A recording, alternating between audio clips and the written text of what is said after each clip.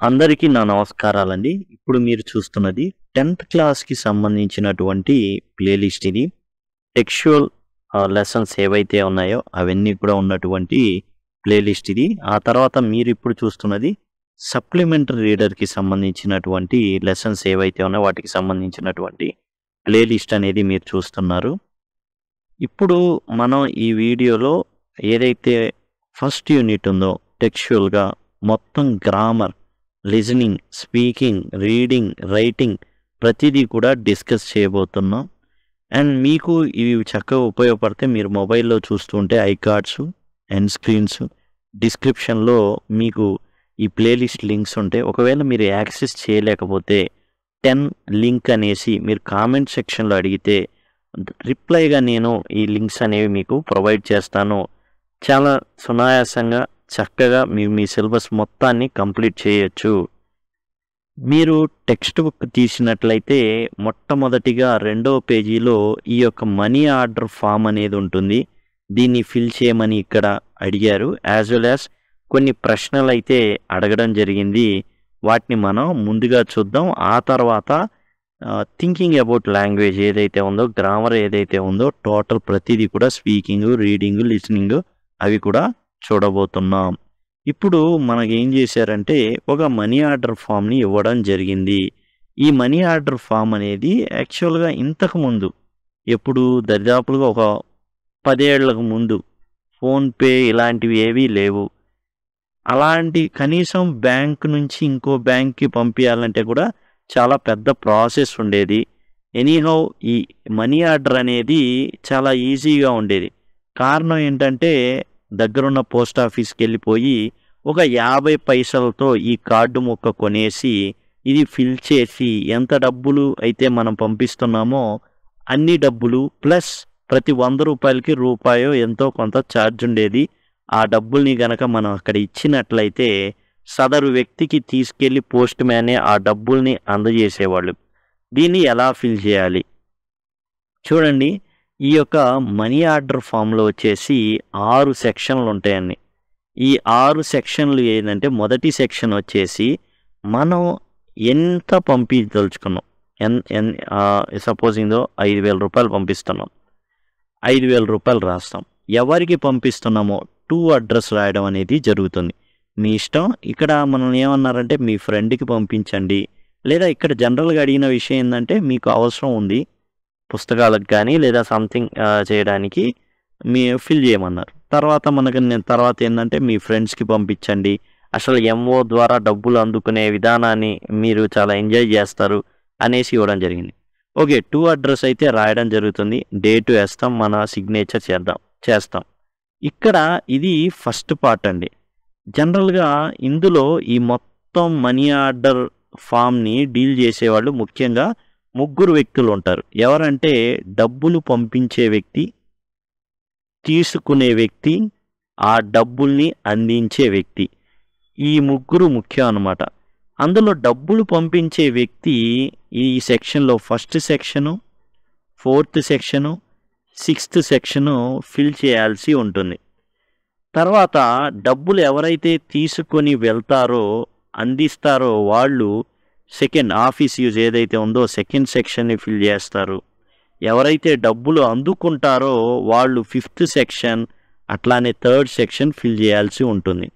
ఏంటో చూద్దాం. డబ్బులు పంపించే వ్యక్తి ఎన్ని డబ్బులు పంపిస్తున్నారు, ఎంత పంపిస్తున్నారు అనేది ఇక్కడ ముందు బ్లాక్ లెటర్స్లో రాయాలండి. ఈ బ్లాక్ లెటర్స్లో రాస్తారు. అసలు ప్రాసెస్ ఏంటంటే ముందు వెళ్ళిపోయి 50 పైసలు ఇచ్చేసి ఈ కార్డు తీసుకుంటాం.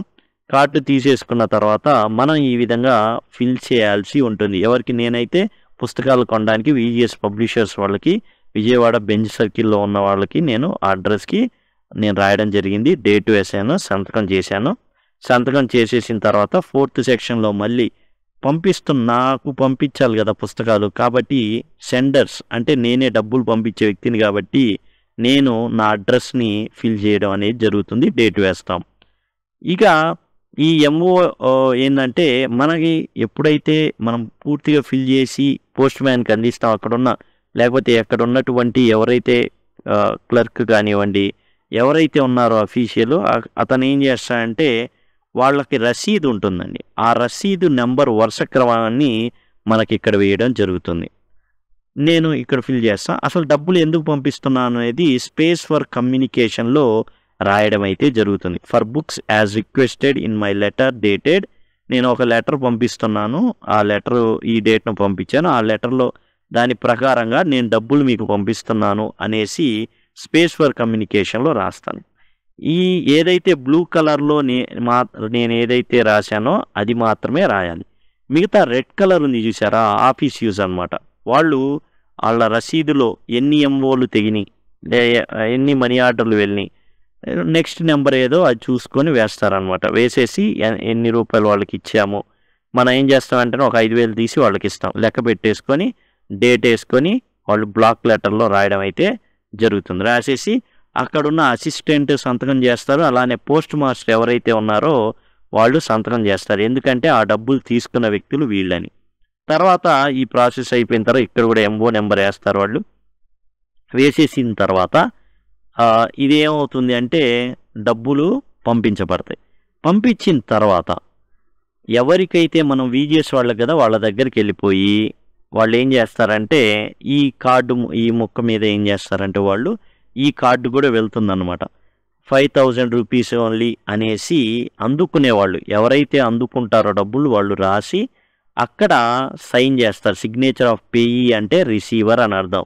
PAYE పేయీ అంటే రిసీవర్, ఎవరైతే అందుకుంటున్నాడో అతను. ఇతనికి ఇచ్చినట్టు అక్కడ దగ్గరలో ఉన్న వాళ్ళు ఎవరి చేతైనా విట్నెస్ సైను, అట్లానే ఎవరైతే డబ్బులు తీసుకొని వెళ్ళాడో ఆ వ్యక్తి సైను తీసుకొని దీన్ని ఏం చేస్తారంటే వాళ్ళ దగ్గర ఈ కాపీ అనేది ఉంచుకుంటారు డబ్బులు ఇచ్చినట్టుగా. ఆ తర్వాత 5th దాంట్లో ఎవరైతే డబ్బులు తీసుకున్నారో సిగ్నేచర్ ఆఫ్ పేయీ 2 సార్లు చేయడం జరుగుతుంది సంతకాలు. డబ్బులు తీసుకున్న వ్యక్తి 5,000 తీసుకున్నట్టు ఏ డేట్ను తీసుకున్నాడో అది సైన్ చేయడం జరుగుతుంది. ఈ స్టాంపులు అనేవి ఆఫీస్ యూజ్గా స్టాంపులు వేసేస్తారు వాళ్ళు. ఫస్ట్ ఇప్పుడు ఏం జరుగుతుంది అంటే ఈ స్పేస్ ఫర్ కమ్యూనికేషన్ వాళ్ళే ఉంచేసుకుంటారు. ఈ ఎంఓ ఎప్పుడైతే ఇక్కడ సైన్ పడుతుందో ఈ ముక్కను చూసారా, ఈ ముక్క మనకి మరలా తిరిగి వస్తుంది. వాళ్ళు డబ్బులు అందుకున్నట్టు సైన్ చేసి ఉన్నటువంటి ఈ పార్ట్ ఎంఓ అక్నాలెడ్జ్మెంట్ అనేది మన ఇంటికి తిరిగి రావడం జరుగుతుంది. మనం ఎప్పుడైతే పోస్ట్ ఆఫీస్లో డబ్బులు కడతామో సపరేట్గా ఒక రసీదు ఇస్తారు, చిన్న ముక్క ఒకటి ఇస్తారు. అది పోస్ట్ మాస్టర్ గారు మన దగ్గర నుండి డబ్బులు తీసుకున్నట్టు. ఈ ఎంఓ అక్నాలెడ్జ్మెంట్ అనేది మనకి ఇంటికి తిరిగి వస్తుంది ఎప్పుడైతే మన వీజిఎస్కి పంపించాం కదా, ఆ వీజిఎస్ వాళ్ళు తీసుకున్న తర్వాత సంతకం చేసిన తర్వాత ఈ ముక్క ఏదైతే ఉందో ఈ ముక్క మనకి అక్నాలెడ్జ్మెంట్ ముక్క అనేది మనకు మరలా తిరిగి మన ఇంటికి రావడం జరుగుతుంది. దాని అర్థం ఏంటంటే సదరు వ్యక్తి ఆ డబ్బుల్ని అందుకున్నారు అనేసి. ఏదైతే ఆఫీస్ యూజ్ ముక్క ఉందో అక్కడే వాళ్ళ దగ్గర ఉండిపోతుంది. ఎటువంటి ప్రాబ్లం అంటే మేము డబ్బులు ఇచ్చేసాం అని వాళ్ళు గుర్తుగా ఉంచుకోవడం అయితే జరుగుతుందన్నమాట. ఇదండి టోటల్గా మనీ ఆర్డర్కి సంబంధించి. ఇక్కడ మనం ఎవరైతే డబ్బులు పంపిస్తామో వాళ్ళ యొక్క వివరాలు మొదటి దాంట్లో ఉంటే ఆఫీస్ మాకు 5,000 రూపాయలు అందిని అనేది, మూడోది వచ్చేసి ఎవరికైతే అందాలో వాళ్ళకి అందిని అనేసి ఆఫీస్ యూజ్ కింద ఉంచుకోవడానికి, ఎవరికైతే మనం డబ్బులు పంపించామో వాళ్ళకి అందిని అని చెప్పడానికి మరలా మనకు ఒక రసీదు ఇవ్వడానికి, దేనికైతే డబ్బులు పంపించామో ఆ పర్పస్ రాయడానికి, ఈ విధంగా టోటల్గా ఇది మనీ ఆర్డర్ అండి. స్టార్టింగ్లో మనకి ఇది ఉంది, అందుకని చెప్పడం అయితే జరిగింది. ఇప్పుడు మనం దీనికి సంబంధించిన ప్రశ్నల్ని చూద్దాం. In addition to sender the form has to be signed by ఎవరెవరి చేత సైన్ చేయబడుతుంది? ఒక సెండర్ జనరల్గా పంపించే వ్యక్తి సైన్ చేస్తాడు. అతను కాకుండా ఎంతమంది సైన్ చేస్తారు అనేది మనం ఇక్కడ గమనించినట్లయితే ఒకసారి చూద్దాం. ఎవరెవరు ఉన్నారో చూడండి. అసిస్టెంట్, పోస్ట్ మాస్టరు, ఇక్కడ మనం చూసుకున్నట్లయితే సెండర్ సిగ్నేచర్ ఉంది. తర్వాత ఇక్కడ అసిస్టెంట్, పోస్ట్ మాస్టర్ వాళ్ళ యొక్క లేకపోతే ఇక్కడ చూడండి signature of payee, signature of witness, signature of paying official. Signature అని ఉన్నాయన్నీ కనుక చూసుకుంటే ఏమున్నాయంటే signature of payee, signature of witness, signature of paying official అనేవి ఉన్నాయి. ఇప్పుడు మనం కనుక వీటిని రాస్తే చూడండి, ఎవరెవరి ఉంటాయి, పేయి అంటే రిసీవర్, ఆ తర్వాత ఎవరి ఉన్నాయో చూడండి, ఐడెంటిఫైయర్, పేయింగ్ అఫీషియల్. ఐడెంటిఫైయర్ ఉంది, ఈ విధంగా ఎవరెవరు ఉన్నాయి, పేయిది ఉంది, ఐడెంటిఫైయర్ ఉంది, అట్లానే పేయింగ్ అఫీషియల్ వీళ్ళ యొక్క సైన్లు అయితే అయితే జరిగిందనమాట. ఆ తర్వాత acknowledgement section of form is sent back by the post office to the, ఎవరికి పంపిస్తారు అక్నాలజ్మెంట్ పార్ట్, మనం ముందే చెప్పుకున్నాం కదా. ఇక్కడ మనం గమనించినట్లయితే ఈ పార్ట్ని ఎవరికి పంపిస్తారు, సెండర్కి పంపిస్తారు మరలా. ఎందుకని, మీరు పంపించిన డబ్బుల్ని మేము ఇచ్చేసాం వాళ్ళకి అనేసి చెప్పడానికి సెండర్కి ఆ అక్నాలజ్మెంట్ ఏదైతే ఉందో ఆ సెక్షన్ని మరలా పంపిస్తారు. ఎప్పుడు పంపిస్తారు, ఆఫ్టర్ ద, ఎవరు సైన్ చేసిన తర్వాత అంటే రిసీవర్ ఎవరైతే ఉన్నారో వాళ్ళు సైన్ చేసిన తర్వాత. ఎక్కడుంది ఆ సైన్, అదిగోండి ఇక్కడ. వీళ్ళు సైన్ చేసిన తర్వాత మనకేం చేస్తారంటే మళ్ళా తిప్పి పంపిస్తారు. తర్వాత మనం చూసినట్లయితే the space for communication section is used for, ఇక్కడ మనం గమనించినట్లయితే ఇది స్పేస్ ఫర్ కమ్యూనికేషన్ అనేది దేనికంటే to write a note to payee, మనం ఎవరైతే డబ్బులు పంపిస్తున్నామో వాళ్ళకి ఒక నోట్ లాగా అది ఉపయోగపడుతుంది అనమాట. To write a note to payee, మనం ఏదో ఉత్తరం ఏదో ముందే రాసి ఉంటాం, వాళ్ళు దాని ప్రకారం డబ్బులు పంపించమంటారు. కాబట్టి పలానా లెటర్ పంపించాము, మీరు రిప్లైగా ఇంత పంపించమని చెప్పారు, సో పంపిస్తున్నాను. ద ఫామ్ హ్యాస్ 6 సెక్షన్స్, 6 సెక్షన్లు ఉన్నాయి. The sender needs to fill out, చూడండి పంపించే వ్యక్తి ఎవరైతే ఉన్నారో బ్లూ కలర్లో ఉంటుంది, 1, 4, 6 అవి ఈ సెండర్ ఎవరైతే ఉన్నారో ఫిల్ చేయాల్సినవి అనమాట. 1, 4 అండ్ 6 అనమాట. తర్వాత మనం జాగ్రత్తగా చూస్తే and the receiver A fill చేస్తాడు చూడండి, రిసీవర్ బ్లాక్, ఇది ఫిల్ చేయాల్సి ఉంటుంది.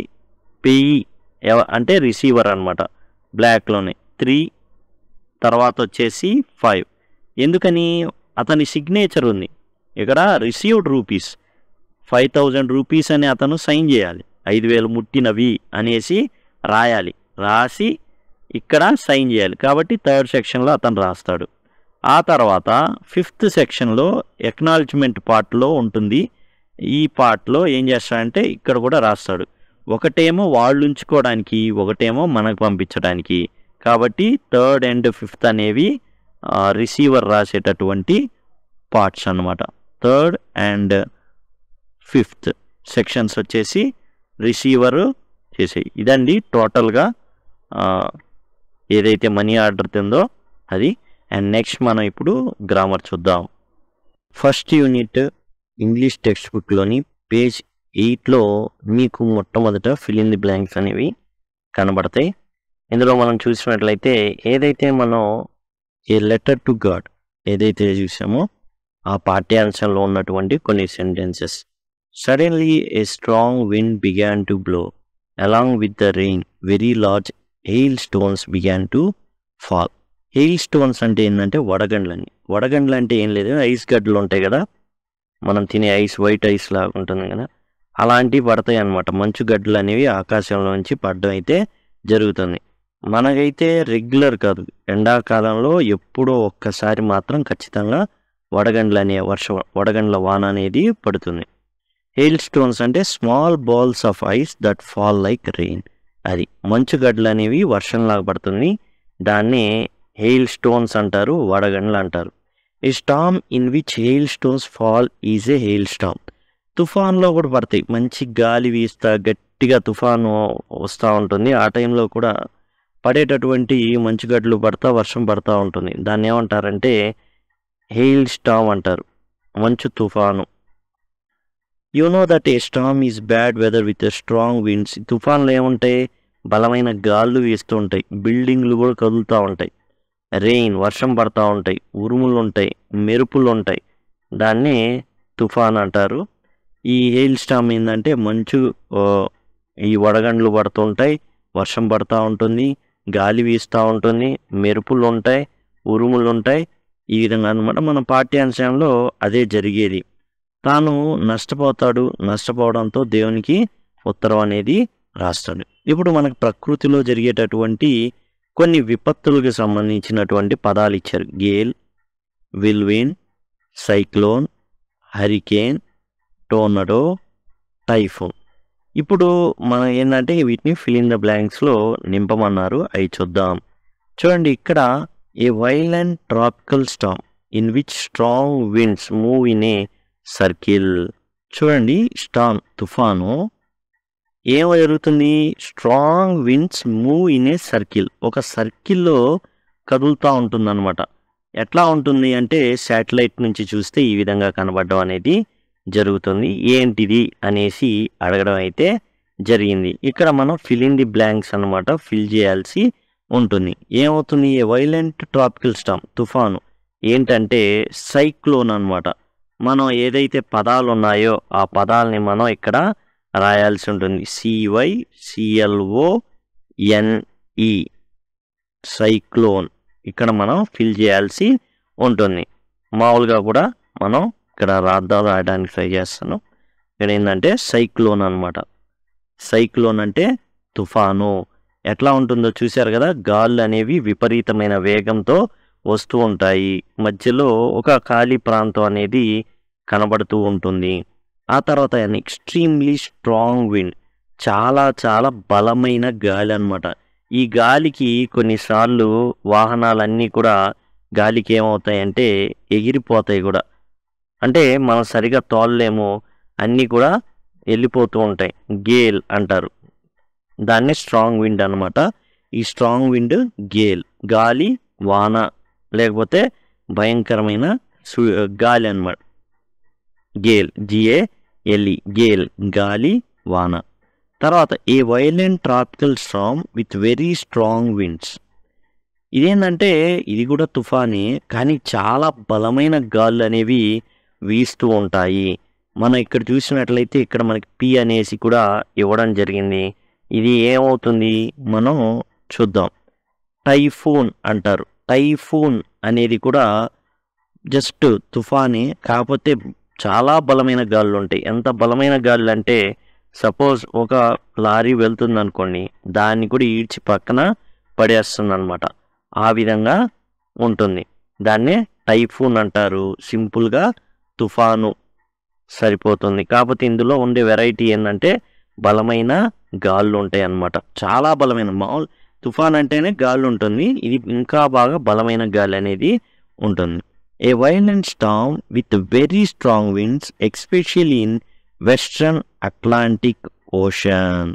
ఇక్కడ మనం చూసినట్లయితే అట్లాంటిక్ ఓషన్, అట్లాంటిక్ మహాసముద్రంలో చెలరేగేటటువంటి బలమైన భయంకరమైన గాలితో కూడినటువంటి తుఫాన్లు ఏంటనేది ఇక్కడ మనం రాయమని చెప్పడం అయితే జరిగింది. ఇక్కడ 4వది మిస్ అయింది, చెప్పుకుందాం. ఇక్కడ ఏంటంటే a violent storm whose centre is a cloud in the shape of a funnel. Funnel చూడండి, ఫన్నెల్ అన్నాం కదా. ఫన్నెల్ అంటే ఏంటంటే గరాటు, మన ఇంట్లో ఏదైనా నూనె అలాంటివి పోసుకోవడానికి వాడేటటువంటిది ఉంటుంది కదా, ఫన్నెల్ గరాటు. ఆ విధంగా ఇదిగోండి ఈ విధంగా వచ్చింది అనమాట గాలి. దాన్ని ఏమంటారంటే టోర్నడో అంటారండి. దీన్ని షేప్ ఆఫ్ ఏ ఫన్నెల్, గరాట్ లాగా వచ్చేసి మనకది చాలా విపత్తుని సృష్టిస్తుంది. దాన్ని ఏమంటామంటే టోర్నడో అంటాం. టోర్నడో ఇవి చాలా ప్రమాదకరమైనవి. తర్వాత a violent storm with very strong winds especially in the western Atlantic Ocean. Atlantic మహాసముద్రంలో చెలరేగేటటువంటి విపరీతమైన గాళ్ళు తుఫాన్లే ఇవన్నీ కూడా. దీన్ని జనరల్గా ఏమంటారంటే చండమారుతం అంటారు. దీని యాక్చువల్గా ఫుల్ నేమ్ ఏంటంటే హరికేన్లు అండి. ఈ హరికేన్లు కూడా చాలా డేంజరస్ అనమాట. టోర్నడో దెబ్బలకి అండ్ హరికేన్ వాటికి ఏమవుతుంది అంటే ఇళ్ళు కూడా, అంటే మామూలుగా చెక్క ఇళ్ళు ఉంటాయి అమెరికాలో, అవి కూడా వెళ్ళిపోతాయి, గాలిలో కలిసిపోతాయి అనమాట. ఇల్లు గాలిలో లేచి వెళ్ళిపోతుంది. దీన్ని వచ్చేసి హరికేన్ ఏమంటారంటే చండ మారుతం అంటారు. అంటే చాలా స్ట్రాంగ్, వెరీ స్ట్రాంగ్ విండ్స్ అనేవి ఉండడం వల్ల దీనికి ఆ పేరు అనమాట.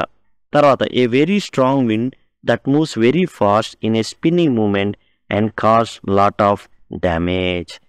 ఇది మనకు తెలిసిందే. దీన్ని ఏమంటారంటే విల్ విండ్ అంటారు.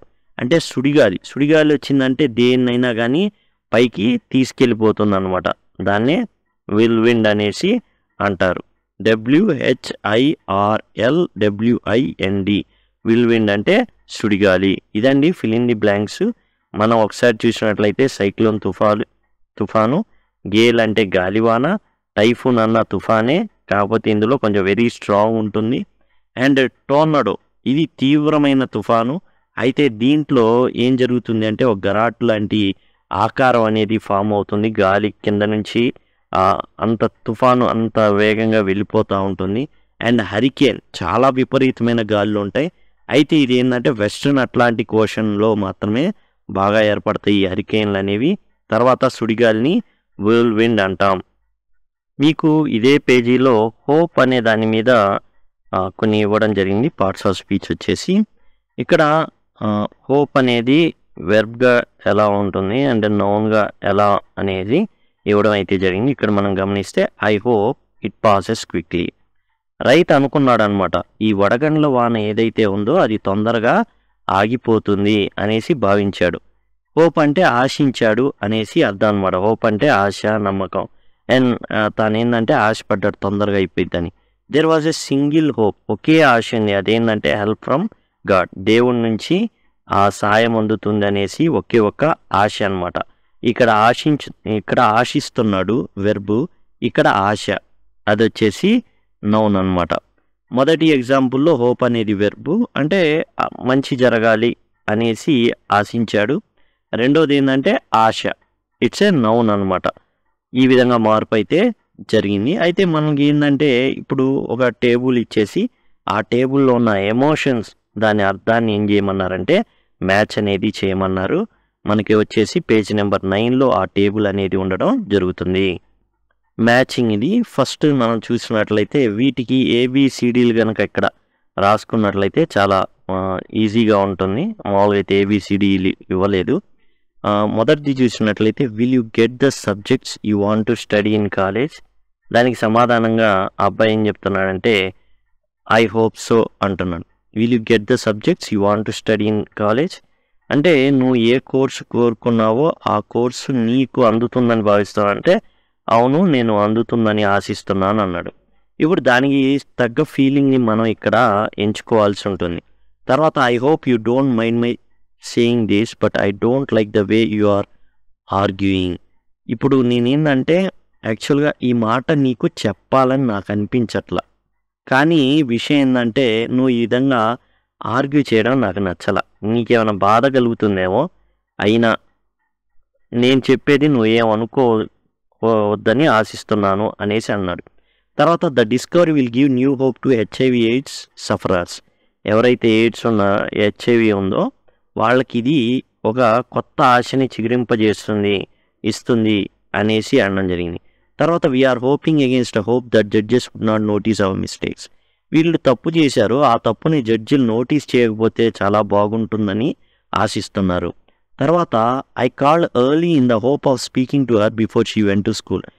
తొందరగా చేశాను ఎందుకంటే స్కూల్కి వెళ్ళే ముందే ఒకసారి మాట్లాడదామని అనేసి. Just when everybody had given up hope the fishermen came back. అందరు ఆశ వదిలేసుకున్నారు. ఆశ వదిలేసుకున్న తర్వాత ఎవరొచ్చారు? మత్స్యకారులు. ఎవరైతే సముద్రం వెళ్ళిపోయారో అందరు ఆశ వదిలేసుకున్నారు, కానీ వాళ్ళు మరలా తిరిగి రావడం జరిగింది. ఇక్కడ మనకి ఈ విధంగా ఉంది. ఇప్పుడు మనం చూద్దాం. Feeling that something good will probably happen. ఏదో ఒక మంచి ఖచ్చితంగా జరుగుతుంది అన్న ఆలోచన అనమాట. ఏంటంటే feeling that something good will probably, బహుశా ఒక ఖచ్చితంగా ఏదో ఒక మేలు జరుగుతుంది. ఎక్కడుంది దీనికి సంబంధించింది అని చూసినట్లయితే మనకి a new hope, the discovery will give a new hope to HIV/AIDS sufferers అని ఏదైతే ఉందో దానికి మ్యాచ్ అవుతుంది ఎందుకంటే ఒక ఆశాకిరణం వచ్చింది. దాని ద్వారా ఏం జరుగుతుందంటే వీళ్ళు ఖచ్చితంగా వీళ్ళకి ఏంటంటే ఒక కొత్త జీవితం అనేది వస్తుంది అనేసి feeling that something good will probably happen, ఏదో ఒక మంచి జరుగుతుంది అనేసి.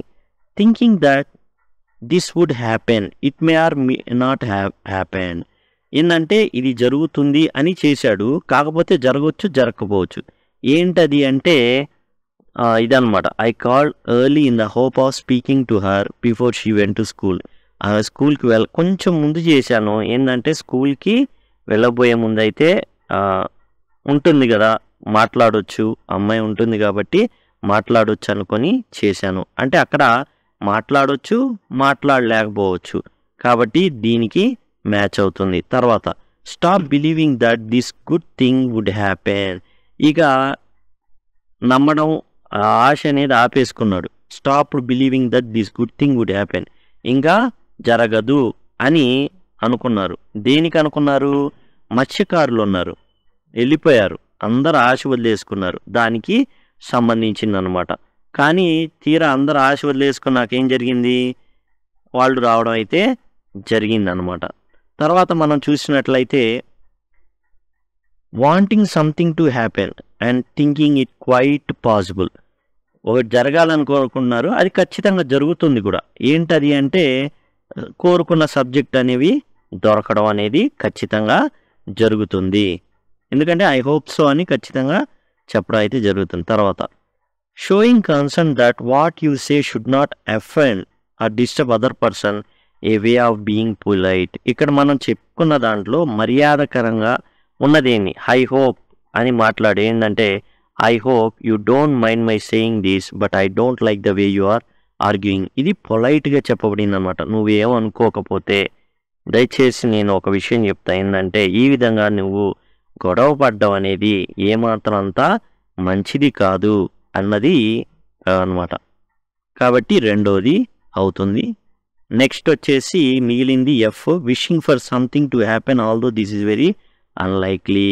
ఏంటంటే అసలు జరగదని తెలుసు, ఖచ్చితంగా జరగదు, కానీ కోరుకుంటున్నారు. ఏంటంటే ఇది జడ్జి తప్పుల్ని ఏదైతే చేశామో వాటిని ఇగ్నోర్ చేయాలి. అసలు అవి కంటికి కనబడకూడదు ఆయనకి, అంత మంచి. కానీ అక్కడ ఉన్నాయి కదా, ఎలా కనబడకుండా ఉంటాయి? ఇచ్చేది ఏదైనా మామూలు విషయం అంటే కాదు కదా. కాబట్టి ఇది నాలుగోది ఎఫ్ అవుతుంది. ఈ విధంగా హోప్కి సంబంధించింది ఎట్లా అనేది ఇవండి. వీటిని ఫస్ట్ వచ్చేసి ఏంటంటే డిఈఏఎఫ్, తర్వాత వచ్చేసి బిసి. డిఈఏఎఫ్బిసి. పేజ్ నెంబర్ 9లో మీకు రిలేటివ్ క్లాజెస్ కనబడతాయని. రిలేటివ్ క్లాజెస్నే యాడ్జెక్టివల్ క్లాజెస్ అని కూడా అంటారు. కారణం ఏంటంటే ఇవి నౌన్ గురించి తెలిపేటటువంటి క్లాజెస్. నౌన్ ఏదైతే ఉందో దానికి సంబంధించిన అడిషనల్ ఇన్ఫర్మేషన్ని ప్రొవైడ్ చేస్తాయి. లెన్షో మనకు తెలుసు, ఈ లెన్షో గురించి అడిషనల్గా ఇన్ఫర్మేషన్ ఇస్తుంది. Who knew he's fields intimately. ఈ లెన్షోకి తన యొక్క పొలం గురించి చాలా బాగా తెలుసు. ఆ విధంగా ఇక్కడ ఉమెన్ గురించి చెప్పడం జరుగుతుంది. Who was preparing supper. ఆమె ఏం చేస్తుంది? రాత్రికి భోజనం వండుతుంది అనమాట. అంటే ఏంటంటే అడిషనల్ ఇన్ఫర్మేషన్ అనేది ప్రొవైడ్ చేసేటటువంటి క్లాజెస్ ఇవి. వీటిని రిలేటివ్ క్లాజెస్ అంటారు. రిలేటివ్ క్లాజెస్లో కూడా రెండు రకాలు ఉంటాయి, defining relative clauses, non defining relative clauses అని. ఈ రెండు కూడా ఏంటంటే నాన్ డిఫైనింగ్ రిలేటివ్ క్లాజెస్ కిందకి వస్తాయి. డిఫైనింగ్ రిలేటివ్ క్లాజెస్ అంటే ఎట్లా ఉంటాయంటే ఆ వ్యక్తి గురించి మెయిన్ ఏదైతే ఇన్ఫర్మేషన్ మనకు తెలియాలో అది మాత్రమే తెలియజేస్తుంది డిఫైనింగ్. అట్లా కాకుండా నాన్ డిఫైనింగ్ ఏంటంటే అడిషనల్ ఇన్ఫర్మేషన్ ఇస్తుంది.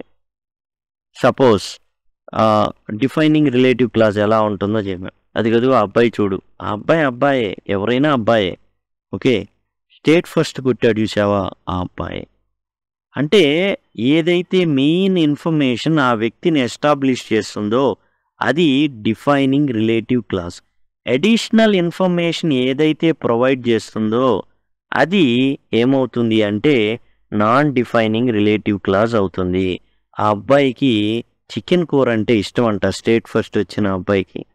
అన్నాను. That is additional information. Chicken కూర ఇష్టం ఉన్న అబ్బాయే స్టేట్ ఫస్ట్ వచ్చాడని ఎవరు అనరు. ఎందుకంటే అందరికి ఇష్టం కాబట్టి. అది అడిషనల్ ఇన్ఫర్మేషన్. కాబట్టి ఇదేంటంటే ఇవి వచ్చేసి non defining relative clauses. Relative clause అంటే ఏంటి? నౌన్ గురించి తెలియజేస్తూ ఉండేటటువంటి ఇది ఏంటంటే డిపెండెంట్ క్లాజ్ అండి ఇది. అంటే లెన్షోని ఆధారం చేసుకోకుండా ఈ who knew is feels intimately అనేది బతకదు. ఇక్కడ కూడా అంతే. ఉమెన్ ఆధారం చేసుకునే ఉమెన్ హూ, లెన్షో హూ, అట్లా అనమాట. అదే వస్తువు ఉంటే విచ్ ఉంటుంది. కాబట్టి ఆ విధంగా ఏంటంటే ఇది ఈ ఏదైతే మీకు బోర్డులో ఉందో అది గనక దాన్ని అర్థవంతమైన మీనింగ్ అనేది రావాలి అంటే ఇక్కడున్న నౌన్ యొక్క సాయం అనేది తీసుకుంటుంది. ఆ నౌన్ గురించి ఇది తెలియజేస్తుంది కాబట్టి నౌన్ గురించి ఒక పదం తెలిపితే యాడ్జెక్టివ్ అవుతుంది. అలా కాకుండా ఈ విధంగా పదాలు తెలుపుతుంటే దానికి కూడా ఏంటంటే సబ్జెక్ట్ లాగా ఉంది అండ్ దానికి వెర్బ్ ఉంది కాబట్టి ఇది క్లాజ్ అవుతుంది. Who knew, who was clause అవుతుంది. కాబట్టి యాడ్జెక్టివల్ క్లాజెస్. యాడ్జెక్టివల్ క్లాజెస్కి మరి ఒక పేరు రిలేటివ్ క్లాజెస్ అన్నమాట. ఇప్పుడు మనకు అర్థమైంది కదండి. రిలేటివ్ క్లాజ్ అంటే ఏంటంటే నౌన్ గురించి తెలియజేసేటటువంటి ఆధారపడినటువంటి నౌను గురించి తెలియజేస్తూ నౌను మీద ఆధారపడినటువంటి పద భాగాలు లేదా వాక్యాలు అన్నమాట. జనరల్గా ఈ రిలేటివ్ ప్రొనౌన్స్ ఏముంటాయంటే హూ ఉంటుంది, హూము, హూజు, విచ్ అనేవి ఉంటాయి. నాన్ డిఫైనింగ్ రిలేటివ్ క్లాజ్ అని చెప్పుకున్నాం. ఎందుకు చెప్పుకున్నాం కూడా తెలుసుకున్నాం. తర్వాత మనం ఆల్రెడీ ఐడెంటిటీ పర్సన్ తెలుసు, వాళ్ళ గురించి ఏంటంటే కొంత ఇన్ఫర్మేషన్ పాస్ చేస్తాం కాబట్టి అది నాన్ డిఫైనింగ్ రిలేటివ్ క్లాజ్ అయితే ఉంటుంది. అయితే నాన్ డిఫైనింగ్ రిలేటివ్ క్లాజ్ని మనం ఈజీగా కనుక్కోగలమా అంటే ఎస్. ఎలా కనుక్కోవడం? ఇంకా సింపుల్. ఏంటంటే సింపుల్గా నౌన్ తర్వాత మనం జాగ్రత్తగా గమనించినట్లయితే ఇక్కడ ఈ యొక్క సెంటెన్స్లో చూడండి, ఉమెన్ తర్వాత కామా ఉంది, సప్పర్ తర్వాత కామా ఉంది, తర్వాత గీతలు ఉన్నాయి. చూడండి, ఇక్కడో గీత ఉంది, ఇక్కడో గీత ఉంది. ఈ విధంగా ఉండేటటువంటి చూడండి సపరేట్గా చూసారా, ఇవి ఈ విధంగా ఉంచబడతాయి అన్నమాట నాన్ డిఫైనింగ్ రిలేటివ్ క్లాజులు. అంటే రెండు కామాల మధ్యలోనో రెండు గీతల మధ్యలోనో నాన్ డిఫైనింగ్ రిలేటివ్ క్లాసులు ఉంచబడతాయి. Short cut non defining relative క్లాస్ని ఈజీగా గుర్తించడానికి. ఆ తర్వాత మీరు ఏం చేశారంటే అర్థమైంది కదండి, రెండు కామాల మధ్యలో ఉంటాయి లేదా రెండు గీతల మధ్యలో ఈ నాన్ డిఫైనింగ్ రిలేటివ్ క్లాజులు అనేవి ప్లేస్ చేయబడతాయి.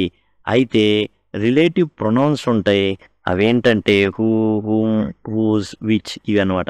ఇక్కడ మనకి ఏం చేశారంటే కొన్ని వాక్యాలు ఇచ్చేసి ఆ విధంగా రాయమన్నారు. నాన్ డిఫైనింగ్ రిలేటివ్ క్లాజ్ లాగా మార్చమన్నారు.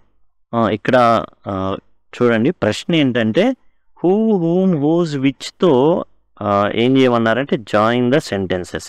ఈ సెంటెన్సెస్ ఏమున్నాయో ఆ సెంటెన్సెస్ని, ఈ రెండు సెంటెన్స్ ఉన్నాయి కదా, I often go to Mumbai, Mumbai is commercial capital of India. దీని ఏంటంటే ఒక సెంటెన్స్గా రాయమన్నారు. ఎట్లా రాయొచ్చు? చాలా సింపుల్గా రాయొచ్చు. అవి రాసే విధానాన్ని మనం చూద్దాం. యాజ్ టీజ్గా నేను అదే సెంటెన్స్ అనేది తీసుకుంటున్నాను అండి. ఇప్పుడు హూ రాయాలా? హూ అంటే మనిషి, హూమ్ అన్న మనిషికి సంబంధించింది, హూస్ ఎవరిది అది కూడా మనిషికి సంబంధించింది. అయితే ఇక్కడ మనుషులు ఎవరు లేరు, మరి నగరం కాబట్టి విచ్ అనేది ఇక్కడ సూటబుల్ అవుతుంది. ఎక్కడ పెట్టాలి విచ్ అనేది? I often go to Mumbai, Mumbai is commercial capital of India. ఏదైతే 2 సార్లు వచ్చిందో చూడండి, సింపుల్గా అక్కడ మనం దాన్ని రాసేస్తే సరిపోతుంది. I often go to Mumbai comma which is the commercial capital of India. అయిపోయిందండి. I often go to Mumbai comma which is the commercial capital of India. ఇక్కడ మనం గమనిస్తే మనం చేసిందల్లా ఏం లేదు, ఫుల్ స్టాప్ని కామాగా మార్చాం, ఈ ముంబైని తీసేసి విచ్ అనేసి పెట్టేశాం. I often go to Mumbai which is the commercial capital of India. ఆ తర్వాత మీరు గమనించినట్లయితే my mother is going to host a TV show on cooking, she cooks very well. ఇది అనమాట. ఇప్పుడు మనం యాజ్ ఇట్ ఈస్ దీన్ని కూడా మనం తీసుకుందాం, యాజ్ టీజ్గా తీసుకుంటున్నాం, ఎలాంటి ఏం మార్చట్లేదు. ఇక్కడ మీరు గమనించినట్లయితే మనం ఏం చేస్తాం ఇప్పుడు చూద్దాం. హూ రాయమన్నారు. హూ అంటే మనుషులకు సంబంధించింది. My mother is going to host a TV show on cooking. Cooking ఛానల్లోనూ లేకపోతే ఒక ఛానల్లో కుకింగ్ మీద ఆమె ఏం చేయబోతున్నారు అంటే హోస్ట్ చేయబోతున్నారు. అంటే వెళ్ళిపోయి వంటలు ఎవరైతే వండుతారో ఆ విధంగా వాళ్ళ గురించి చెప్పడం అట్లా. She cooks very well. ఆమె చాలా బాగా వండుతుంది. ఇది ఇప్పుడు హూని ప్లేస్ చేయాలి. హూని తీసుకున్నాం. My mother is going to host a TV show on cooking. వాళ్ళ అమ్మగారు, మరలా మా అమ్మగారు బాగా వండుతారు. 2 సార్లు రిపీట్ అయింది. ఈ షీ బదులు మనం ఏం చేస్తామంటే హూ తీసుకుంటాం. ఈ హూని ఏం చేస్తాం, ఎక్కడ ప్లేస్ చేస్తామంటే తీసుకొని మై మదర్ కామా పెడతాం.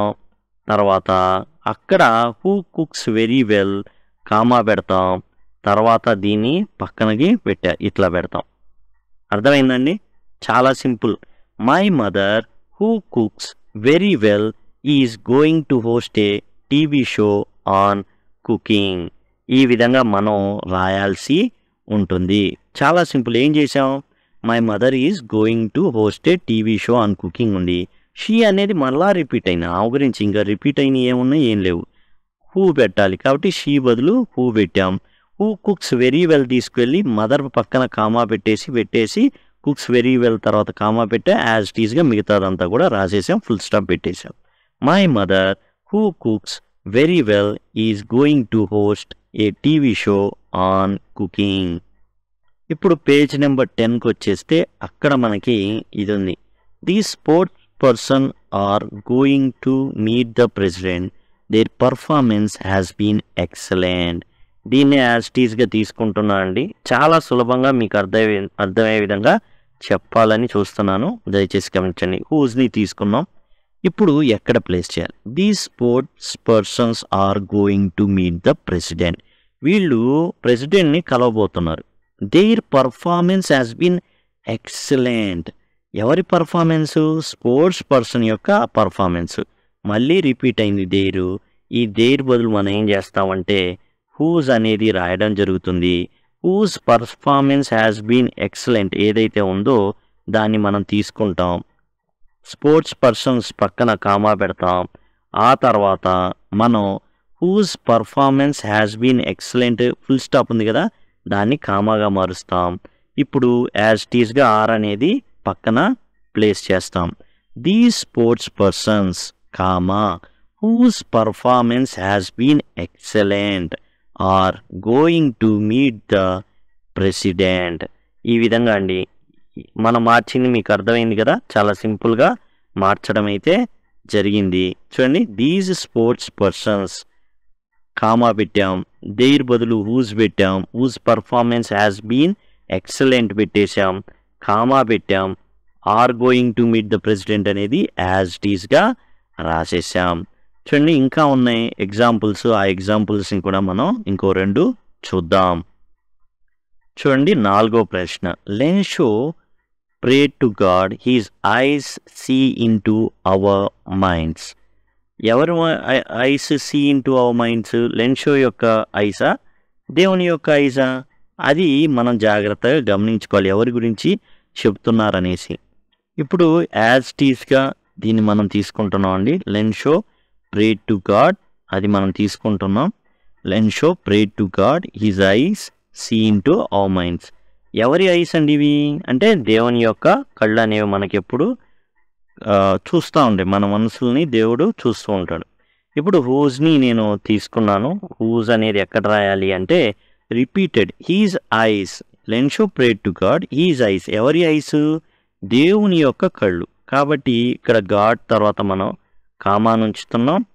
ఆ తర్వాత హూజ్ని పేస్ట్ చేయడం అయితే జరుగుతుంది. Lencho pray to God comma whose eyes see into our minds. అది ఎవరైతే ఎవరి గురించి అయితే చెప్తున్నామో అది మనం అక్కడ ప్లేస్ చేస్తాం అనమాట. కామా రాసాం. అదే లెన్షో అనుకోండి, లెన్షో కామా అనేసి ఇదంతా రాసి కామా పెట్టి ప్రే టు గాడ్ అనేసి. కానీ లెన్షోకి అంత ఛాన్స్ లేదు, వేరే వాళ్ళ మనసులో చూసేటువంటి లేదు. దేవుడికి మాత్రమే ఆ విధంగా వేరే వాళ్ళ మనసులోది కూడా వాళ్ళ బ్రెయిన్‌లోది కూడా చూసేటటువంటి కెపాసిటీ ఉంటుంది కాబట్టి ఆయన సర్వాంతర్యామి కాబట్టి ఈ విధంగా రాయాలి. Lencho pray to God whose eyes see into our minds. ఈ విధంగా హూజ్ అనేది మనం ఇక్కడ ప్లేస్ చేసామని దాన్ని స్మాల్‌గా అయితే ఉంచడం జరిగింది. ఓకే అండి. ఈ విధంగా. తర్వాత 5వ ప్రశ్న this man cheated me I trusted him హూమ్‌తో రాయాలండి. యాజ్ టీజ్గా తీసుకున్నాం. This man cheated me I trusted him. ఈ మనిషి ఏం చేశాడు, నన్ను మోసం చేశాడు, నేను అతన్ని యాక్చువల్గా నమ్మడం అయితే జరిగింది, కానీ ఏం చేశాడు, మోసం అయితే చేయడం అయితే జరిగింది. ఇప్పుడు హూమ్‌తో రాయాలి. హూమ్ తీసుకున్నాం, ఎక్కడ రాయాలి, మోసం చేశాడు. Okay, this man I trusted him. Okay, ఇక్కడ మనకి మీ ఐ రెండు ఉన్నాయి. మనం ఏం చేస్తాం అంటే హూమ్ అనేది ఇక్కడ ప్లేస్ చేసుకుంటున్నాం. దిస్ మ్యాన్ హూమ్ ఐ ఉండాలి. దిస్ మ్యాన్ చీటెడ్ మీ. ఇక్కడ మనం ఏంటంటే ఐ అనేది యాజ్ టీజ్గా ఉంటుందండి, దాని బదులుగా ప్లేస్ చేయాల్సిన అవసరం లేదు. ఎందుకంటే దిస్ మ్యాన్ వేరు ఐ వేరు కాబట్టి this man cheated me whom I trusted him. ఇక్కడ మనం ఏం చేస్తామంటే దీన్ని తీసేసుకొని this man comma whom I trusted. ఇక్కడ హిమ్ అవసరం లేదు, నేను ఎవరినైతే నమ్మానో దిస్ మ్యాన్, ఈ మనిషిని నమ్మాను కదా, ఆ మనిషి గురించి కదా చెప్తుంది కాబట్టి హిమ్ అనేది తీసేయాలి, 2 సార్లు అవుతుంది. యాక్చువల్గా మనం హిమ్ అనేది అవసరం లేదు ఇక్కడ. This man whom I trusted. చూడండి, కామాలు 2 కామాల మధ్యలో మనం దీన్ని ప్లేస్ చేయడం అయితే జరిగింది. This man comma whom I trusted comma cheated me. ఈ మనిషి ఉన్నాడే, అతన్ని నేను నమ్మాను, అతను నన్ను మోసం చేశాడు. This man whom I trusted cheated మీ. ఇదండి 5వది. ఈ విధంగా రావడం అయితే జరుగుతుంది. హిమ్ అనేది రిపీట్ అవుతుంది కాబట్టి రిపిటేషన్ కింద తీసేసాం. This man whom I trusted cheated me, ఈ విధంగా రాయడం అయితే జరుగుతుంది. అయితే కొన్నిసార్లు ఇంకోటి కూడా యాక్చువల్గా ఇవ్వడం అయితే జరిగింది. కొన్నిసార్లు రిలేటివ్ ప్రొనౌన్స్ అనేవి హిడెన్గా ఉండిపోతాయి, అంటే కనబడకుండా ఉండిపోతాయి అంట. ఎట్లానో ఒక ఉదాహరణ అయితే ఇవ్వడం అయితే జరిగింది. The house the only one in the entire valley sat on the crest of a లో హిల్ అనేసి ఇవ్వడం జరిగింది. అయితే ఇది యాక్చువల్గా ఎలా కనబడాలి అంటే ఇక్కడ ఇచ్చారు చూడండి, the house which was the only one in the entire valley. ఇక్కడ విచ్ వాజ్ అని చూసారా, అది మిస్ చేశారనమాట. ఇక్కడ విచ్ వాజ్ అనేది ఉండాలి, ఇక్కడ అది మిస్ చేసేయడం జరిగిందనమాట.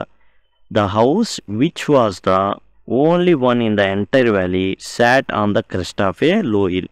ఈ విధంగా ఏంటంటే ఏదైతే రిలేటివ్ ప్రొనౌన్ అయిన విచ్ వాజ్ అని రెండిటి కూడా మిస్ చేయడం అనేది జరుగుతుంది కొన్నిసార్లు. ఈ విధంగా అయితే రాయబడ్డం అనేది జరుగుతుంది, కొన్నిసార్లు ఆ విధంగా కూడా ఉంటుంది అనేసి. రిమైన్స్ హిడెన్, అసలు లేకపోవడం కాదు, దాగి ఉంటుంది అనేసి ఒక మామూలుగా నోట్ అనేది ఇవ్వడం జరిగింది చివర్లో. ఇదండి రిలేటివ్ క్లాజెస్ గురించి. రిలేటివ్ క్లాజెస్ ఎలా రాయాలనేది చూసాం, రిలేటివ్ ప్రొనౌన్స్ చూసాం, అలానే జాయిన్ ద సెంటెన్సెస్ అనేది చూడడం జరిగింది. పేజ్ నెంబర్ 10 కనుక చూసినట్లయితే యూజింగ్ నెగిటివ్ ఫర్ ఎంఫసిస్ అన్నారు. యూజింగ్ నెగిటివ్స్ అంటే ఏంటి, నో కానివ్వండి, నార్, నథింగ్, ఏవైతే మనం నిరాకరించడానికి వాడతామో అవన్నీ కూడా నెగిటివ్స్. ఇక్కడ ఎంఫసిస్ అంటున్నారు, అంటే నొక్కి గట్టిగా చెప్పడానికి. నోని, నాట్ని, నథింగ్ని ఎలా వాడాలి లేదా ఎలా వాడతారనేది చెప్తున్నారు. జనరల్గా నో కానీ నాట్ కానీ వాడారనుకోండి, దాని అర్థం ఏంటంటే అబ్సెన్స్ ఆఫ్ సంథింగ్, అంటే లేదు, ఏదో లేదు అని చెప్పడానికి వాడతారు. లేదా నువ్వు చెప్పేది అలా కాదు, నో అలా కాదు అని చెప్పడానికి వాడతారు. చూడండి, this year we will have no corn. ఈ సంవత్సరం అసలు ధాన్యం ఉండదు. కాన్ విల్ బి ఆబ్సెంట్, అంటే ఉండదు. The hail has left nothing. ఆ వడగండ్ల వాన వల్ల ఏదీ మిగల్లా, అబ్సెన్స్ ఆఫ్ క్రాప్, పంట లేదని అర్థం. These are not rain drops falling from the sky, they are new coins. Contradict చేస్తుంది అనమాట. మామూలు ఐడియా, ఇది వర్షం కాదు అంటే ఇది వర్షం కానే కాదు, కాంట్రాడిక్ట్. మెయిన్ ఐడియాని నిరాకరిస్తుంది. ఏమని చెప్తుంది? న్యూ కాయిన్స్, ఇది వర్షం కాదు డబ్బుల వాన అని అనుకున్నాడు ఎవరు? లెన్షో. ఎందుకని? గట్టి వర్షం పడితే చాలు పంట బాగా పండిద్ది అనుకున్నాడు. వర్షం పడింది. ఆ వర్షం ఏం తీసుకొచ్చింది? వడగళ్ళ వానం తీసుకొచ్చింది. పంట అంతా దెబ్బతిన్నది. అయితే sometimes negative words are just to emphasize an idea. ఒక ఐడియాని, ఒక ఆలోచనని గట్టిగా మనకి వినబడేటట్టు ఎంఫసైజ్ చేసి చెప్పడానికి వాడతారు. అంటే దానివల్ల మామూలు మాటలు కాదు, ఇది గుర్తుపెట్టుకోండి, ఇది వినండి నేను చెప్పేది, ఇది ఇంపార్టెంట్ అని చెప్పడానికి నో, నాట్ ఇవి వాడుకుంటారనమాట. ఎట్లా? No, not, nothing. Lencho had done nothing else but see the sky towards the north east. Lencho ఏమి చేయాల, ఎందుకు చేయాల? చేశాడు, ఒక పని చేశాడు. ఏం చేశాడు? ఆకాశం వంక చూస్తూ ఉన్నాడు. ఏమీ చేయలేదన్నాడు. Has done nothing else. ఏమీ చేయలేదని మళ్ళీ చేశాడని చెప్తున్నాడు కదా. ఎందుకంటే ఇక్కడ ఒకే దాన్ని ఎంఫసైజ్ చేసి చెప్పడానికి, ఆకాశం వంక చూస్తూనే ఉన్నాడు అంతే, అదొక్కటే అని. The man went out for no other reason than to have pleasure of feeling the rain on his body. No other reason, అసలు ఇంకే కారణం లేదు. ఏ కారణం ఉంది? No other reason. He has one reason అని రాయొచ్చుగా. No other reason, he has one reason అని చెప్పుకోవచ్చు సింపుల్గా. ఒక కారణం ఉంది అతనికి అని చెప్పు. కానీ ఏం రాశారు? ఇంకే వేరే కారణం ఏం లేదు అన్నారు. ఆ కారణం ఏంటంటే వానలో తడవడానికి వెళ్ళాడు. Lencho showed not the slightest surprise on seeing the money. అంటే నాట్ ద స్లైటెస్ట్ సర్ప్రైజ్, అతనికి అసలు ఆశ్చర్యమే అనిపించలా. ఏదో అప్పులోడికి అతను ఏదో అప్పు ఇచ్చాడు, అప్పు ఏందో తిరిగి వచ్చినట్లా ఫీల్ అయ్యాడు డబ్బుల్ని చూసి. యాక్చువల్గా ఎవరైనా చేస్తారా? తెలియని వాళ్ళు ఎవరైనా మనీ ఆర్డర్ ఆ విధంగా పంపిస్తారా? పంపించరు. కానీ ఇతనికి మాత్రం నమ్మకం అనమాట, దేవుడు పంపిస్తాడు. అసలు సర్ప్రైజే లేదు. He has no surprise at all. అయితే ఇక్కడ మనం చూసుకున్నట్లయితే సి ఏదైతే ఉందో ఆల్రెడీ చెప్పుకున్నాం కదా, న్యూ కాయిన్స్ లాంటివి, అది వర్షం కానీ జనరల్ ఐడియాని కాంట్రాడిక్ట్ చేయడం అనమాట. అది దానికి వాడడం అనేది జరిగింది అనేసి చెప్పడం జరిగింది. అయితే మనకి ఇక్కడ కొన్ని ఇచ్చారండి. Find sentences in the story. మన లెసన్లో కనుక్కోమంటున్నారు అయ్యేంటో. Negative words which express the following ideas emphatically. The trees lost all their leaves. ఇది మనం చూసినట్లయితే జనరల్గా ఇక్కడ నెగిటివ్ ఏం లేదు, అన్నీ ఆకులు రాలిపోయినాయి. ఆ చెట్లకు ఉండేటటువంటి అన్ని ఆకులు రాలిపోయినాయి. నెగిటివ్ ఏమైనా ఉందా? ఏం లేదు. The letter was address to God himself. ఇందులో నెగిటివ్ నో, నా ఏం లేవు. The post man saw this address for the first time in his career. ఇందులో కూడా నో, నాట్ ఉందా? లేదు. అయితే ఇక్కడ ఏం చెప్తున్నా అంటే ఎంఫాటికల్గా చెప్పబడిని, గట్టిగా చెప్పబడిని, గట్టిగా ఒక్క చెప్పడం అంటారే అట్లా చెప్పబడిని అంట ఈ స్టోరీలో. ఆ సెంటెన్స్ ఏదో రాయమంటున్నారు. మొదటి చూడను, the trees lost all their leaves. దీనికి సరిపోయేటటువంటి నెగిటివ్ సెంటెన్స్ వాడి ఎంఫాటిక్గా చెప్పినట్టు, ఎంఫసైజ్ చేసి చెప్పినటువంటి సెంటెన్స్ మనం టెక్స్ట్ బుక్లో వెతికి రాయాల్సి ఉంటుంది. మనం అది వెతుకుదాం అనమాట. ఇక్కడ 4th పేజీలో చివరి పారాకి వచ్చేస్తే not a leaf remained on the trees. ఒక్క ఆకు కూడా మిగల్లేదు అని ఇచ్చారనమాట. ఇక్కడ మనం చూసినట్లయితే the trees lost all their leaves. చూడండి, not a leaf remained on the trees.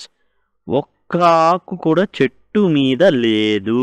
ఇక్కడ ఏంది? The trees lost all their leaves అంటే అన్ని ఆకులు రాలిపోయినాయి. నాట్ అని పెట్టాడు, సింగిల్ ఆకు కూడా లేదండి అని చెప్పడానికి ఏంటంటే ఎంఫసైజ్ చేసి చెప్పినట్టు అనమాట. అదే రాయమని, not a leaf remained on the trees. ఇక రెండో చూద్దాం. The letter was address to God himself. ఆ ఉత్తరం దేవునికి రాయబడిందని సింపుల్గా చెప్పాడు. దీన్ని negative sentence no, not, nothing ఇట్లాంటివి వాడి ఎట్లా ఎంఫసైజ్ చేసి చెప్పారో చూద్దాం. స్టోరీలో మన టెక్స్ట్ బుక్లో వెతకాల్సి ఉంటుంది. చూడండి, 5వ పేజీలో మనకి టెక్స్ట్ బుక్లో ఉంది. It was nothing less than a letter to God. చూడండి, it was nothing less than a letter to God. Nothing అనేది ఇక్కడ ఉందా? లేదు. ఇందులో వాడబడింది. ఎందుకు వాడారంటే ఎంఫసైజ్ చేయడానికి. అది ఏదో కాదు, దేవునికే ఉత్తరం. అసలు అసలు డైరెక్ట్గా దేవుడికే రాసేసాడండి ఉత్తరం. అదేం కాదు, దేవుడికే ఉత్తరం రాశాడు, అదేం కాదు, అట్లా అనమాట. అంటే ఏందండి, నథింగ్ వాడేసి ఎంఫసైజ్ చేయడం అనేది జరిగింది. ఇక మూడోది చూస్తే, the post man saw this address for first time in his career. మొట్టమొదటిసారి తన యొక్క కెరీర్లో మొట్టమొదటిసారిగా ఈ విధంగా చూడడం అయితే జరిగింది. ఇంతకుముందు ఎవరు దేవుడికి ఉత్తరం రాయలేదు, ఇదే మొదటిసారి ఆయన చూడడం. దీన్ని ఎట్లా మన స్టోరీలో లెసన్లో లెటర్ టు గాడ్ అనే దాంట్లో ఎట్లా రాశారు, ఎలా ప్రజెంట్ చేశారు ఈ సెంటెన్స్ని చూద్దాం. చూడండి, 5వ పేజీలో ఉండడం జరిగింది. Never in his career as a post man had he known that address. తన జీవితంలో ఎప్పుడు కూడా ఆ అడ్రస్ని అతను తెలియదు అతనికి. ఇక్కడ రాశాను, never in his career as a post man had he known that address. దేవుడికి ఉత్తరం రాశాడు, ఆ అడ్రస్ అనేది తన జీవితంలో యాజ్ ఏ కెరీర్, తన యొక్క ఉద్యోగ అనుభవంలో ఎప్పుడు కూడా ఆ అడ్రస్ అనేది తను చూడాలంటే ఏముంది, డైరెక్ట్గా పైకి పోవడమే.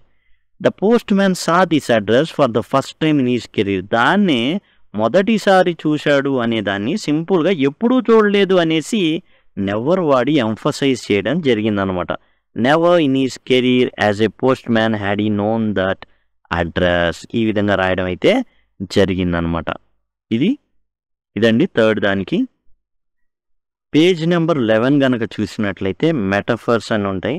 తెలుగులో రూపక అలంకారం ఏదైతే ఉంటుందో దాన్ని మెటఫర్ అంటారు ఇంగ్లీష్లో. ఈ మెటఫర్ అనే పదం అనేది మెటఫర్ అనేది యాక్చువల్గా గ్రీక్ పదం అనమాట. దాని అర్థం ఏంటంటే ట్రాన్స్ఫర్ అని అర్థం. అంటే రెండిటి మధ్య పోలికలు చూడడం జరుగుతుంది. ఒక దాని యొక్క క్వాలిటీని ఇంకో దానికి ట్రాన్స్ఫర్ చేయడం జరుగుతుంది. అతను సింహం, అతను పులి అంటుంటారు. అంటే ఏంది, సింహం యొక్క లక్షణాలన్నీ కూడా అతనికి ఆపాదించడం జరుగుతుంది, పులి యొక్క లక్షణాలన్నీ కూడా అతనికి ఆపాదించడం జరుగుతుంది. దాన్నే ట్రాన్స్ఫర్ అంటారు, తెలుగులో రూపక అలంకారం అంటారు. The leg of the table అంటే అర్థం ఏంది, టేబుల్కి జనరల్గా 4 కాళ్ళు ఉంటాయి. The leg supports our body. అలానే మనకు 2 కాళ్ళు ఉంటాయి. లెగ్ ఏం చేస్తుంది, ఆ కాలు అనేది మనకు చాలా నిలబడడానికి సపోర్ట్ ఇస్తుంది. అట్లానే leg, so the object that supports A table is described as leg. అట్లానే ఈ 4 కాళ్ళు ఉంటాయి టేబుల్కి కూడా సపోర్ట్ ఇస్తుంది కాబట్టి ఆ 4టిని కూడా లెగ్స్ అన్నాం. అంటే లెగ్ మనిషికి ఉన్న కాలుని ఏవైతే సపోర్ట్ చేసి నిలబెడుతుందో అట్లానే ఈ యొక్క టేబుల్ని కూడా సపోర్ట్ చేసి నిలబెడుతుంది కాబట్టి వాటిని కూడా లెగ్ అనేశారు, లెగ్ ఆఫ్ ది టేబుల్ అనేశారు అనమాట. అది దాని అర్థం, రూపక అలంకారం. అట్లానే హార్ట్ ఆఫ్ ద సిటీ, మనిషికి గుండె ఉంటుంది, చాలా చాలా చాలా ఇంపార్టెంట్, రక్తాన్ని సరఫరా చేస్తుంది. అట్లానే ఇది సిటీకి గుండెకాయ అనడం యొక్క ఉద్దేశం ఏంటంటే ఇక్కడి నుంచి ఈ సిటీకి టోటల్ అన్నీ సరఫరా చేయబడతాయి అనేసి అర్థం అనమాట. The heart of the city అంటే the heart is an important organ in the centre of our body. మనకు చాలా ఇంపార్టెంట్, ఎందుకు రక్త ప్రసరణ అనేది గుండె చూసుకుంటుంది. So this word is used to describe the central area of city. అంతేకాదు మనకి ఎట్లా మిడిల్లో ఉన్నట్టు ఉంటుంది కాబట్టి మిడిల్ అంటే సెంటర్ ఆఫ్ అవర్ బాడీ, టోటల్గా ఉండి మెదడుకు కానీ టోటల్గా రక్త ప్రసరణ అంతా కూడా గుండె నుంచి జరుగుతుంది. అట్లానే సిటీకి సెంట్రల్ పార్ట్లో ఉన్నటువంటి లేదా ముఖ్యంగా అన్నీ చేరవేసేటటువంటి అన్ని హార్ట్ ఆఫ్ ది సిటీ అంటారు.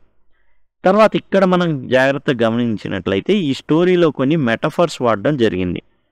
Cloud, huge mountains of clouds అంటే మేఘాలని, పెద్ద పెద్ద పర్వతాలంతా మేఘాలు అనేసి హ్యూజ్నెస్. దీని అర్థం ఏంటంటే అర్థం ఏంటి అలా వాడటం వెనకాల అర్థం ఏంటి అంటే మొత్తం స్టోరీ చదవండి.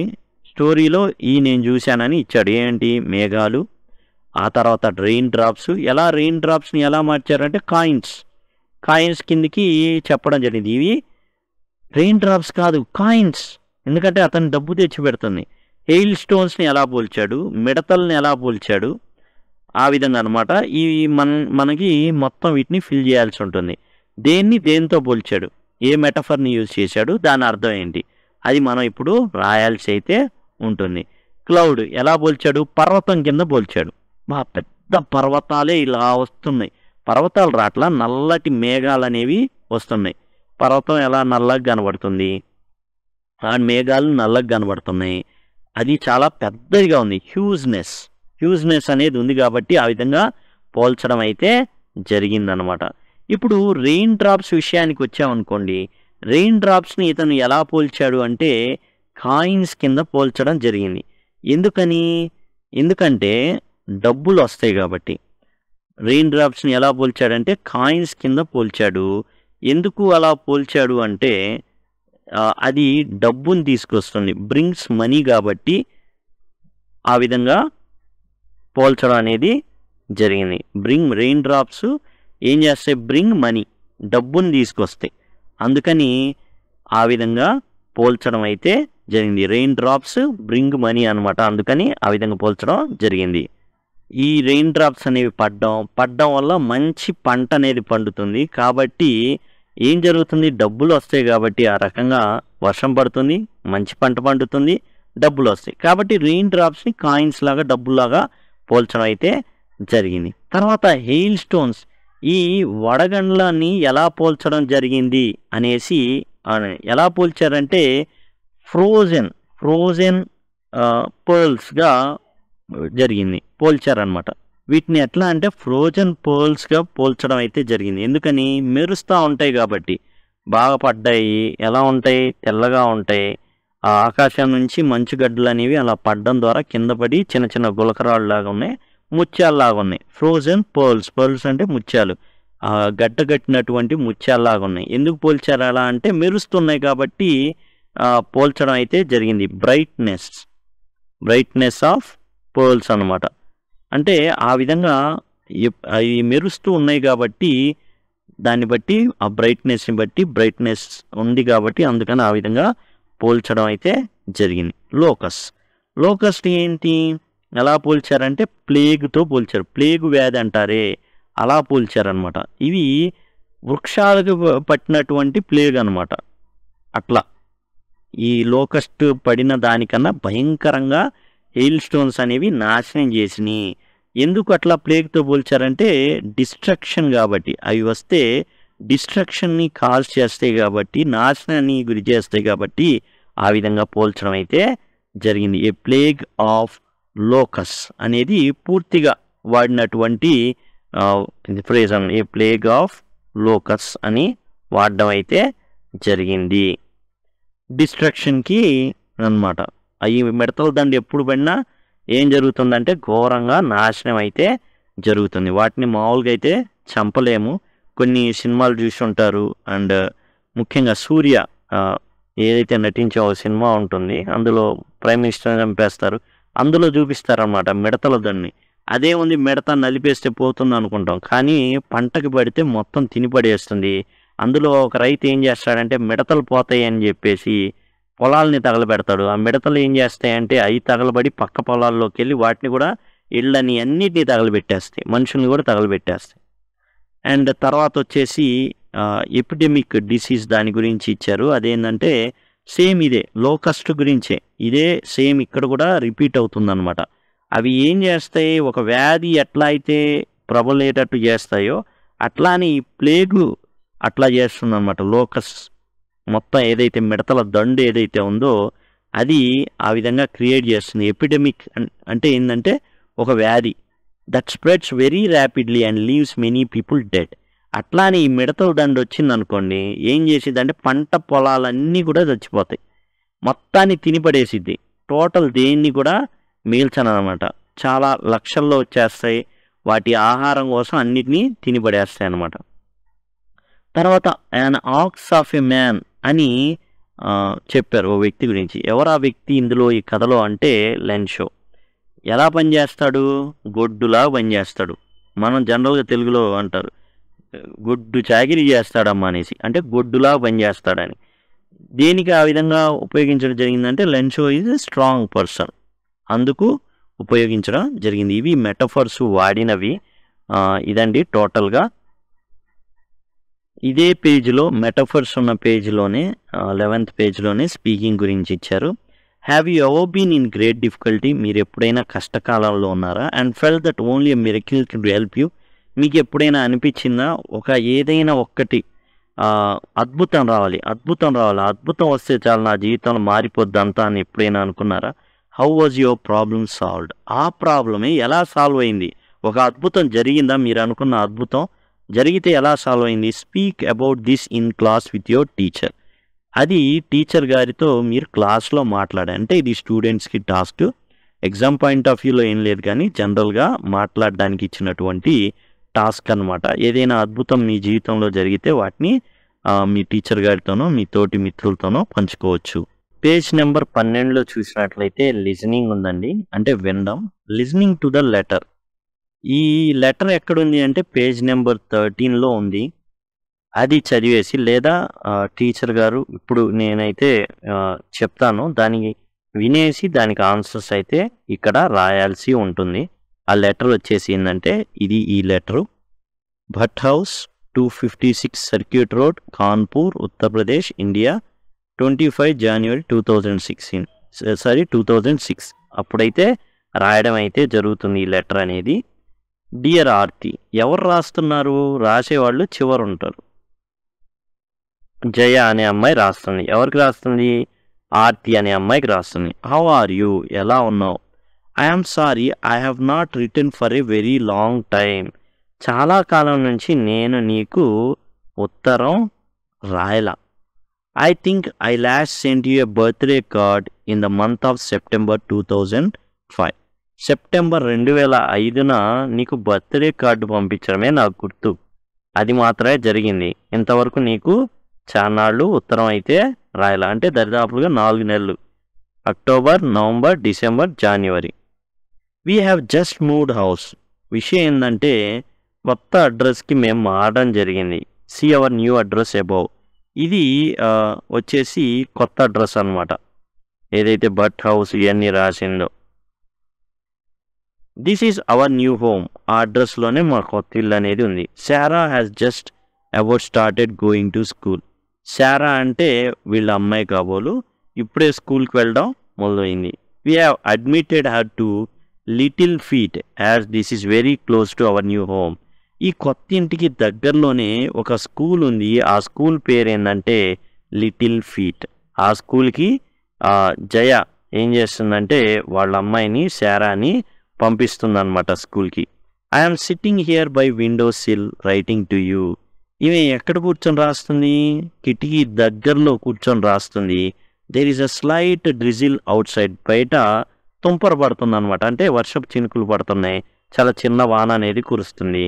I am reminded of good times we had together at Bengaluru last year. బెంగళూరులో మనం ఉన్నప్పుడు ఉన్న సంతోషకరమైన రోజులన్నీ కూడా గుర్తుకు వస్తున్నాయి. డూ రైట్ బ్యాక్ లవ్ జయ. కాబట్టి మరలా ఏం చేస్తాను, నువ్వు నాకు ఉత్తరం రాయి, ఈ కొత్త అడ్రస్కి రాయనేసి జయ రాయడం జరిగింది. ఎవరికి రాశారు? ఆర్తికి అయితే రాయడం అయితే జరిగిందనమాట. ఇప్పుడు మనం ఇక్కడ ఇచ్చినటువంటి ఏవైతే ప్రశ్నలు ఉన్నాయో వాటికి సమాధానాలు రాయాల్సి ఉంటుంది. The writer apologize. Jaya sorry చెప్తుంది. ఎందుకు అంటే I have not return for a very long time.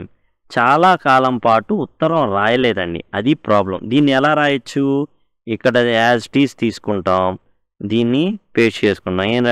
ఏం రాయొచ్చు అంటే ఇక్కడ రైటర్ ఉంది కదా, ద రైటర్ తీసుకుంటాం. ఐ బదులు మనం దాన్ని పేస్ట్ చేస్తాం. హ్యావ్ నాట్ బదులు ఏం చేస్తాం అంటే has not. The writer has not return for a very long time. అయిపోయిందండి, అక్కడ ఉన్నదే తీసుకున్నాం. ఒక్క పదం కూడా కొత్తది రాయలా. ద రైటర్ ఇక్కడ నుంచి తీసుకున్నాం, మిగతాదంతా అక్కడి నుంచి రాసేసాం. The writer has send this to the reader. Reader అంటే ఎవరు? ఆర్తికి ఈ జయ ఏం పంపించింది? I last sent a birthday card. ఒక బర్త్డే కార్డు పంపించింది. కాబట్టి ఆ బర్త్డే కార్డే మనం ఇక్కడ ఏం చేస్తాం? రాస్తాం. The writer sent it in the month of. ఏ నెలలో ఈ కార్డుని పంపించడం జరిగింది అంటే మనం జాగ్రత్తగా చూస్తే in the month of September 2005. అదే మనం ఇక్కడ ప్లేస్ చేస్తాం. ఎప్పుడు పంపించారు? సెప్టెంబర్ 2005న పంపించడం జరిగింది. The reason for not writing earlier. ఇంతకుముందు ఎందుకని రాయాల ఉత్తరం? రీజన్ ఏంటి? ఆ రీజన్ లెటర్లోనే ఉంది. ఏంటంటే we have just moved house, this is our new home. అందుకని ఎందుకు రాయలేదంటే we have just moved house, ఇల్లు మారడం అనేది జరిగింది, అందుకని ఆమె రాయలేదు. అదే తీసుకుంటాం. We have just moved house బదులు వీ తీసేసి మనం ఏం చేస్తామంటే దే. మనం వీ అంటే మనం మారామని. మనం మారామా? మనం ఇల్లు మారలా, వాళ్ళు మారారు. ఎవరు మారారు? జయ మరియు ఆమె కుటుంబం మారింది కాబట్టి మనకి వాళ్ళు అవుతారు కాబట్టి వీ కాస్త దేగా మార్చాం, అయిపోయింది. Sarah goes to. శారా ఎక్కడికి వెళ్తుంది? లిటిల్ ఫీట్ అనేటటువంటి స్కూల్కి వెళ్తుంది. Sara has just about started going to school. ఎక్కడికి వెళ్తుంది? గోయింగ్ టు స్కూల్ అనమాట. ఆ స్కూల్ కూడా మనం రాయొచ్చు little feet. Sara goes to school అంటే సరిపోతుంది, ఎందుకంటే గోస్ టు స్కూల్. ఏంటి ఆ స్కూల్ పేరు అంటే లిటిల్ ఫీట్ అనమాట. ఆ లిటిల్ ఫీట్ అనే దాన్ని మనం ఇక్కడ ప్లేస్ చేస్తాం. స్కూల్ లిటిల్ ఫీట్, లేకపోతే లిటిల్ ఫీట్ స్కూల్, కొంచెం బాగుంటుంది. లిటిల్ ఫీట్ స్కూల్ అంటే ఈ విధంగా రాయడం జరిగింది. Who is writing to whom. Jaya రాస్తుంది. ఎవరికి రాస్తుంది అంటే ఆర్తికి రాయడం అయితే జరుగుతుంది. జయ రాస్తుంది టు ఎవరికి? డియర్ ఆర్తి, ప్రియమైన ఆర్తికి. కాబట్టి జయ ఎవరికి రాస్తుందంటే ఆర్తికి రాయడం అనేది జరుగుతుంది. Jaya to Aarti. Next, where and when were they last together. ఎక్కడున్నారు, ఎప్పుడున్నారు వాళ్ళు కలిసి?